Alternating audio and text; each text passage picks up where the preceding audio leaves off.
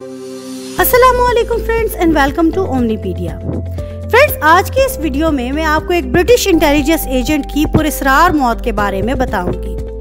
Gareth Williams 1978 में पैदा होने वाले बरतानिया के एक GCHQ सीक्रेट एजेंट थे जो 2010 में अपने सिक्योरिटी सर्विस सेफ हाउस में पुरस्रार तौर पर मुर्दा पाए गए। गैरेथ विलियम्स ने मैनचेस्टर यूनिवर्सिटी से मैथमेटिक्स में PhD किया और उसके बाद सन 2001 में GCHQ को ज्वाइन किया और ग्लूसेस्टरशायर में एक कमरा किराए पर लेकर वहां रहने लगे। सितंबर 2010 में उन्होंने अपनी एनुअल लीव के बाद दोबारा GCHQ हेडक्वार्टर ज्वाइन करना था, जब इनके दोस्तों ने महसूस किया कि विलियम्स काफी दिनों से इनसे राब्ते में नहीं है। उन्होंने अगस्त में इनकी गुमशुदगी की पुलिस को रिपोर्ट करवा दी और 23 अगस्त सन 2010 को मंडे की सुबह पुलिस ने एक वेलफेयर चेक के तौर पर इनके घर का विजिट किया। उनका फ्लैट बाहर से लॉक्ड था।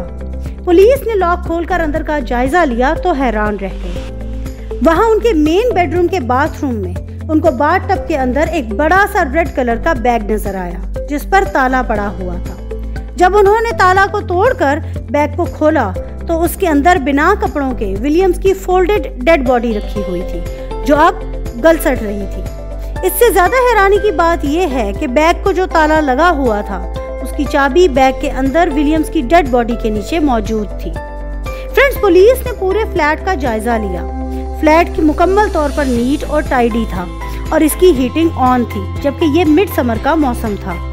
घर में जबरन दाखिल होने के कोई निशानात नहीं थे, ना ही फ्लैट या बाथरूम में किसी किस्म के फिंगरप्रिंट्स या शू प्रिंट्स मौजूद थे और लाश की हालत को देखकर लगता था कि इसे यहाँ पड़े हुए कम से कम एक हफ्ता हो चुका है। फ्रेंड्स, जब इस केस की प्रॉपर इन्वेस्टिगेशन स्टार्ट हुई तो पुलिस और सीक्रेट सर्विसेज वालों को खतरा लाहक हो गया। उन्हें समझ नहीं आ रही थी कि इस केस को कैसे हैंडल किया जाए, क्योंकि गैरेथ एक सीक्रेट एजेंट थे और उन्होंने हाल ही में US FBI और US नेशनल सिक्योरिटी एजेंसी के लिए काम किया था। किसी भी सूरत वो नहीं चाहते थे कि इनके काम की नौयत सामने आए। बहरहाल इन्वेस्टिगेशन शुरू हो गई। पुलिस के मुताबिक गैरेथ विलियम्स की बॉडी पर जबरदस्ती या तशद्दुद के कोई निशानात नहीं थे, ना ही उन्होंने अल्कोहल या कोई और नशावर चीज का इस्तेमाल किया था। इनकी डेथ बेहद पुरस्रार थी। जब पूरे घर और बैग की फॉरेंसिक टेस्टिंग की गई तो पूरे घर में किसी दूसरे शख्स के DNA के सैंपल्स नहीं मिले, ना ही किसी किस्म के ग्लव्स पाए गए। फ्रेंड्स, जब स्कॉटलैंड यार्ड ने इस केस की इंक्वायरी की तो बैग की जिप, ताले, यहाँ तक के बाथटब के रिम पर विलियम्स की उंगलियों के निशानात नहीं थे।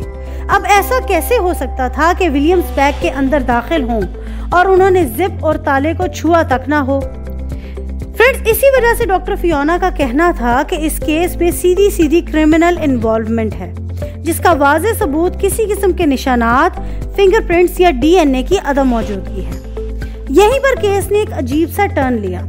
जब पूरे फ्लैट की छानबीन की गई तो उनकी वार्डरोब से महंगी ब्रांड्स के स्मॉल और मीडियम साइज के लेडीज आउटफिट जो कि तकरीबन 20,000 पाउंड की मालियत के थे बरामद हुए। इसके अलावा 26 जोड़े जूतों के, फीमेल विग्स और मेकअप भी बरामद हुआ, जो कि एक बेहद अजीब बात थी। जब इनके मालिक मकान से इस सिलसिले में तफ्तीश की गई तो उन्होंने बताया कि उनके हिसाब से गैरेथ किसी किस्म की सेक्सुअल एक्टिविटी में इन्वॉल्व रहे हैं, क्योंकि 3 साल कबल उन्होंने और उनके शौहर ने विलियम्स को मदद के लिए पुकारते हुए सुना।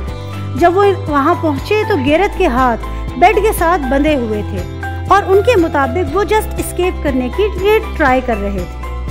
फिर इसी तरह इन्वेस्टिगेशन के दौरान मालूम हुआ कि विलियम्स बॉन्डेज वेबसाइट्स को भी विजिट करते रहे हैं, जिसका अमली सबूत इनके घर में लेडीज कपड़ों और जूतों का मिलना है। इन तमाम शवाहिद के बाद पुलिस इस नतीजे पर पहुंची कि विलियम्स की डेथ इसी तरह की किसी सेक्सुअल एक्टिविटी के नतीजे में वाक़या हुई है, क्योंकि इनकी प्राइवेट लाइफ के बारे में किसी को कोई खास इल्म नहीं था।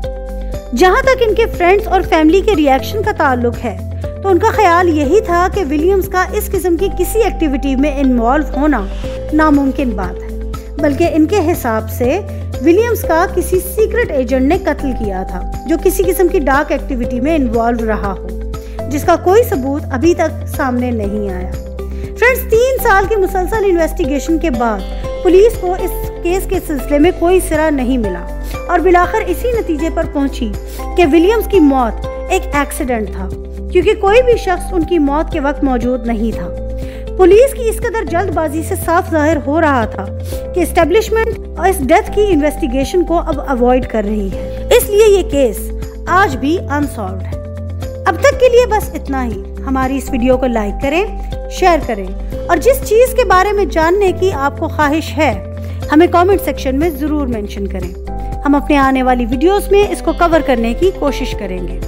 ओमनीपीडिया के साथ जुड़े रहने का शुक्रिया। अल्लाह हाफिज़।